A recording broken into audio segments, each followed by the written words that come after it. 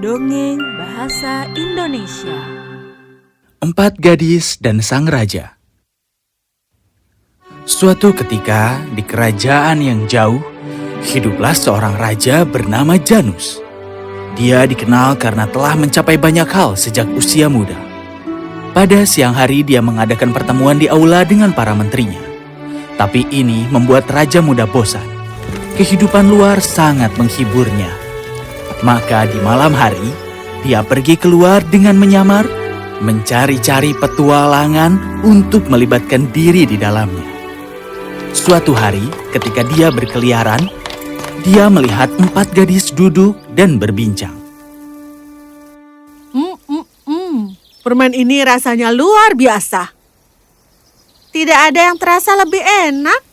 Ya, aku pikir ada. Aku pikir rasa daging adalah rasa yang terbaik. Itu tidak mungkin. Aku pikir susu adalah rasa yang terbaik. Susu, seperti bayi saja. Tidak ada yang bisa terasa lebih indah daripada cinta. Bagaimana menurutmu, Darla? Aku pikir rasa kecerdasan adalah yang paling manis dari semuanya. Saat itu, para ayah perempuan datang dan membawa mereka pulang. Raja menunggu dan mengawasi sampai dia tahu di mana keempat gadis itu tinggal. Dia kemudian pergi ke masing-masing pintu mereka dan menandainya dengan kapur. Hari berikutnya, dia memanggil menteri. Bawakan aku pemilik rumah-rumah yang ditandai di dekat taman kerajaan. Aku harus berbicara dengan mereka. Menteri itu pergi dan dengan mudah menemukan keempat rumah itu. Dia segera membawa pemilik rumah ke raja. Selamat datang. Apakah kalian berempat memiliki anak perempuan? Iya, Yang Mulia. Kalau begitu, apakah kau akan membawa mereka ke sini? Para ayah saling memandang dengan sedikit khawatir. Yang Mulia, dengan segala hormat, tidak pantas mengirim gadis-gadis muda yang belum menikah ke istana. Jangan khawatir, yakinlah bahwa putri kalian akan dirawat dengan baik sekali di sini.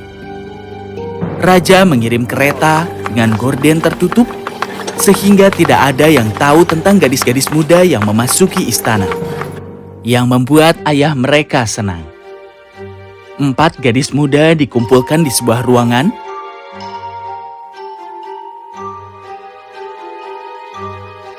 dan dipanggil satu persatu. Halo? Selamat siang, Yang Mulia. Mengapa kau memanggil aku? Ya, aku mendengar kau berbicara dengan teman-temanmu kemarin malam. Apa yang kalian bicarakan?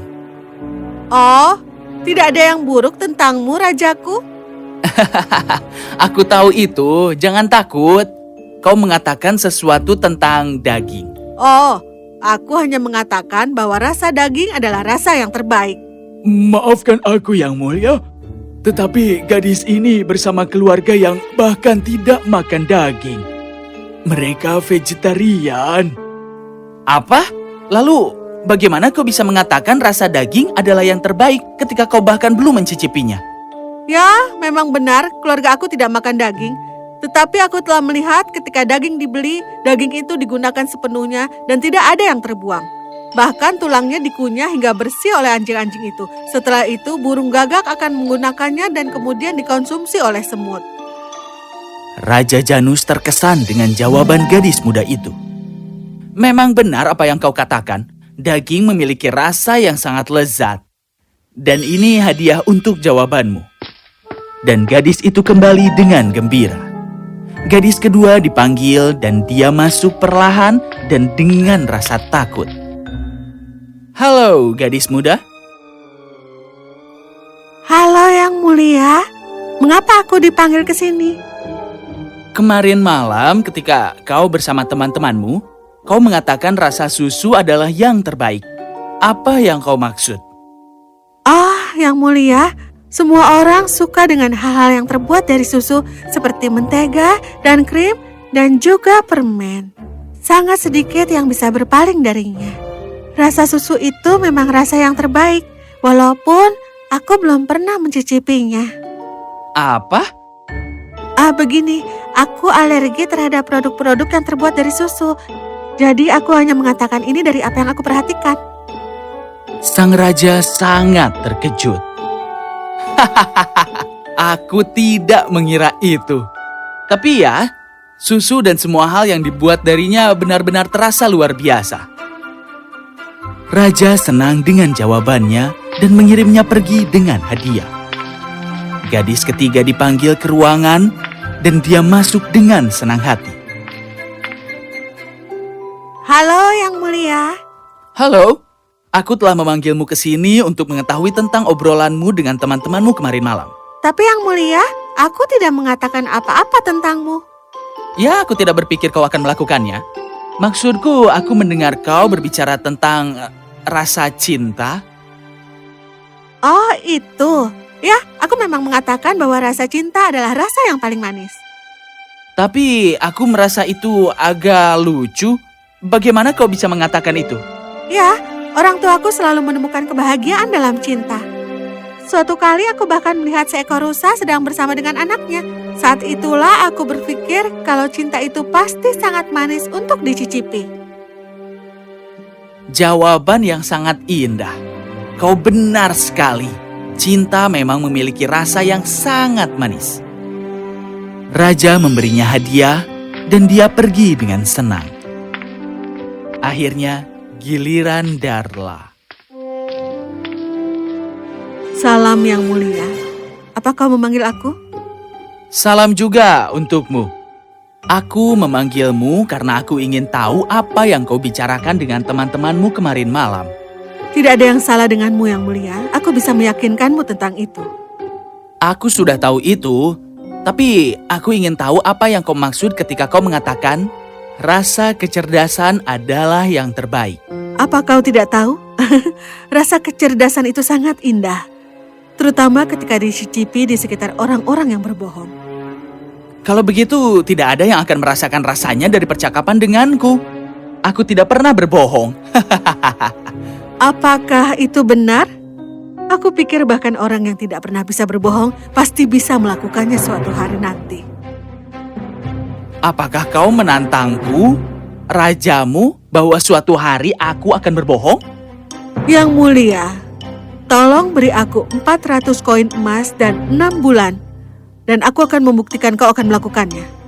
Sang raja sangat tertarik. Memberinya apa yang diinginkannya dan menunggu dengan sabar selama 6 bulan ke depan. 6 bulan sudah berlalu, raja memanggil Darla ke istananya.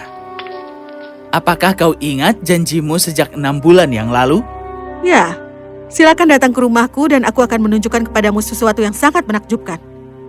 Sang raja penasaran dan pergi ke rumah Darla bersama para menteri. Dengan uang itu, Darla telah membangun rumah yang besar dan juga indah. Yang Mulia, ada ruangan khusus di rumah ini di mana seseorang hanya yang baik hati dapat melihat peri di sini. Mengapa kau tidak masuk dan melihatnya? Raja Janus sangat terkejut. Dia ingin masuk, tetapi agak ragu-ragu. Oh, ya, mengapa menteriku tidak masuk duluan saja? Aku yakin mereka akan senang melihat peri. Para menteri setuju, dan menteri yang pertama masuk ke ruangan. Wow, aku akan melihat peri. Luar biasa. Tetapi seiring berjalannya waktu, tidak ada yang menampakkan diri kepada menteri dan dia segera mulai khawatir. Bagaimana aku bisa keluar dan memberitahu aku tidak melihat peri? Mereka akan menganggapku sebagai orang jahat.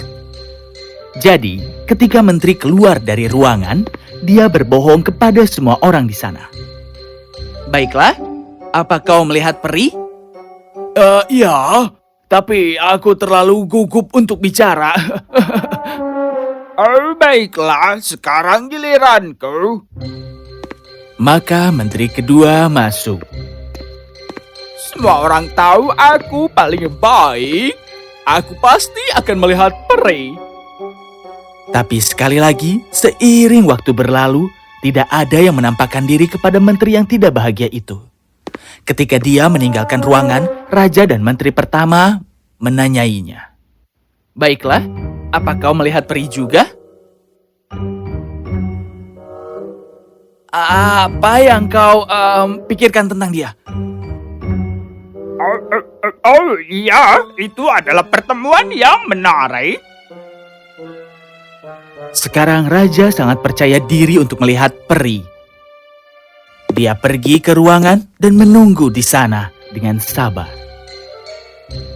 Aku adalah raja yang sangat baik terhadap rakyatku. Tentunya aku bisa melihat peri.